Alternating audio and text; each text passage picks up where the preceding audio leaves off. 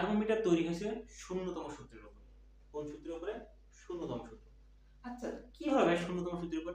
মানে আমরা তো মুখস্থ করি যে থার্মোমিটার কি শূন্যতম সূত্রের উপর প্রতিষ্ঠিত, যে শূন্যতম সূত্র কে দিয়েছে? আর.এস. ফাউলার। কিন্তু ভাই এই যে শূন্যতম সূত্রের উপর থার্মোমিটার কিভাবে তৈরি করা হয়? প্রথমত তোমার বুঝতে হবে যে শূন্যতম সূত্র কি বলছে।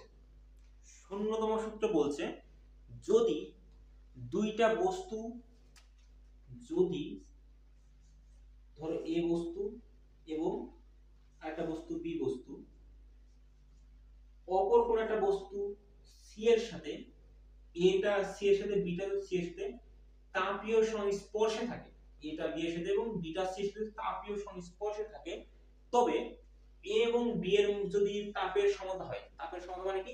এদের মধ্যে তাপের আদান প্রদান না হয় এবং সি আর বি এর মধ্যে তাপের আদান প্রদান